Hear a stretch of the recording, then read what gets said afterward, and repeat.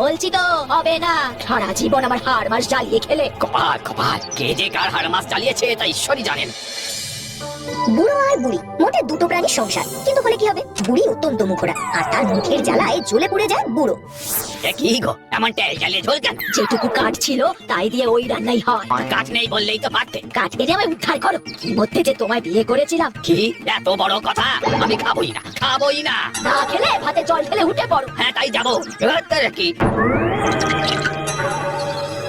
বুড়ির মুখের জ্বালায় অতিষ্ঠ হয়ে রাগে গজগজ করতে করতে বুড়ো কুড়ুল নিয়ে বেরিয়ে পড়ে।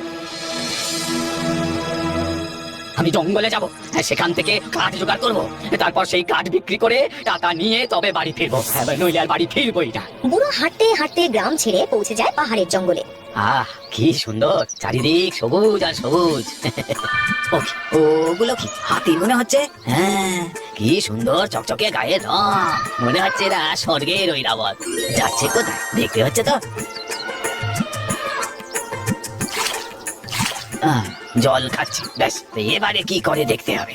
হাতিরা কিন্তু ঘুরেও তাকালো না বুড়োর দিকে, তাকাবেই বা কেন, ওরা যে স্বর্গের হাতি। দেখতে দেখতে দুপুর গড়িয়ে বিকেল হলো। হাতিরা সুর তুলে একবার সূর্যের দিকে দেখে নিল, অর্থাৎ সময় হয়ে গেছে, এবার ফিরে যেতে হবে। সঙ্গে সঙ্গে বুড়ো হাতি আকাশে উড়ল, আর তার পিছন পেছন তারই লেজ ধরে উড়ে গেল মেজো ছোট সেজো বাচ্চা কাচ্চা সবাই। এই তো ওরা স্বর্গে যাচ্ছে। এদের লেজ ধরে আমিও স্বর্গে যাব, যত হবে।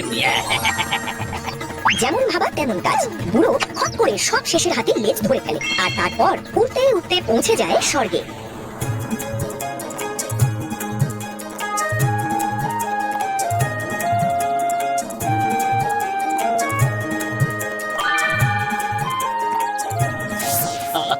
মরি মরি, বুড়ি আমার সুন্দরী, তুমি শুনতে দেখতে কিছুই পেলে না। খবরদার খবরদার, যদি বুড়ির কথা মনে আনিস, এখন শুধুই সুখ আর সুখ। ওদিকে তো বুড়ি হ্যারিকেন জ্বালিয়ে বসে খুবই চিন্তা করছে। কোথায় যে গেল মানুষটা, কি যে চিন্তায় ফেলে, সারা জীবন একের জ্বালিয়ে খেলো, কি যে করি এখন। ও কোথায় যে গেল। কি আরাম বুড়ি রে, স্বর্গে যে এত সুখ তা যদি আগে জানতাম তাহলে জন্মেই মরে যেতাম। বুড়ি, এমন গতি যদি পেতে তুমিও আরামে ঘুমোতে।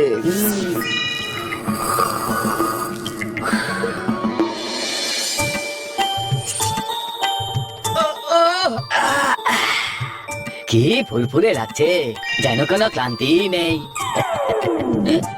কত খাবার, কোফতা, কালিয়া, মন্ডা, মিঠাই।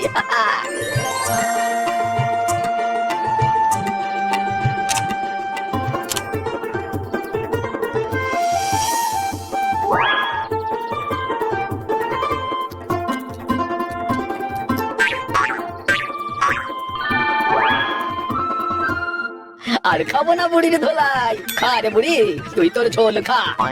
তোর স্বামী এখন স্বর্গের দেবতা। বেচারি বুড়ি, সারা জীবনে কতটুকু সুখই বা তাকে দিতে পেরেছি, একবার যদি তাকে এখানে আনা যেত।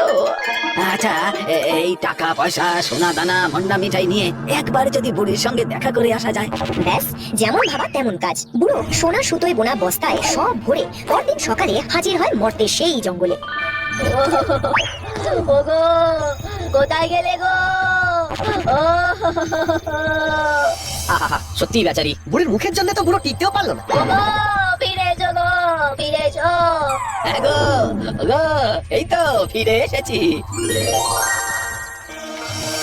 ওগো, আমাকে ফেলে তুমি কোথায় ছিলে শুনি? স্বর্গে স্বর্গে, এই দেখো কত কি এনেছি।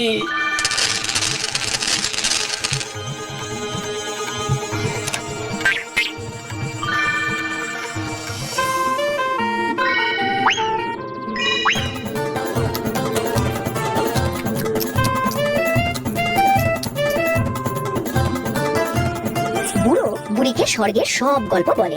মা, তাই নাকি গো? হ্যাঁ তো, বুঝলে, এই সোনা দানা বিক্রি করে আমরা স্বর্গের মতো একটা বাড়ি বানাবো। সেখানে পালঙ্ক থাকবে, নরম গদি থাকবে, রান্না বান্না মানে দাসী রাখবো, সেই করবে সব।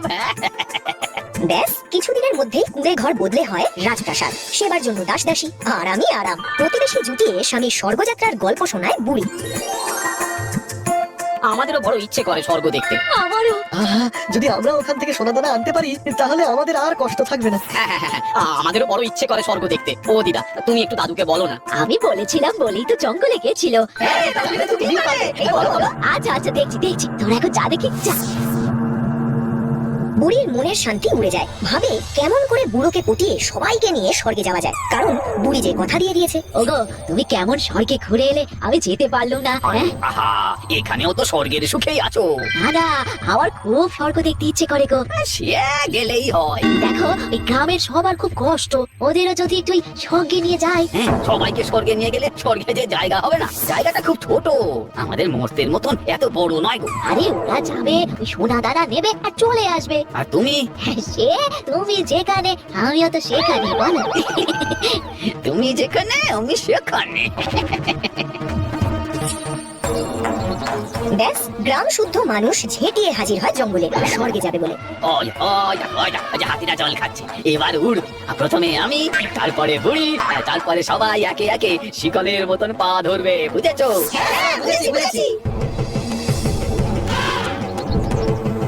হাতিরা উড়তেই বুড়ো ফট করে তার ল্যাজ ধরে ফেলে, তারপর বুড়ি, তারপর একে একে সবাইকে উঠতে বুড়ো বলতে থাকে স্বর্গের বর্ণনা।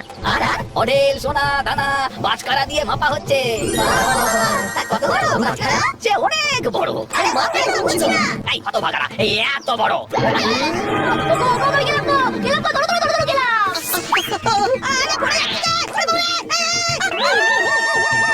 এরপর এ যে কোথায় ছিটকে পড়লো তার আর কোনো ঠিক ঠিকানা খুঁজে পাওয়া যায়নি এখনো, আর তাই স্বর্গে যাওয়ার পথও এখনো অজানা।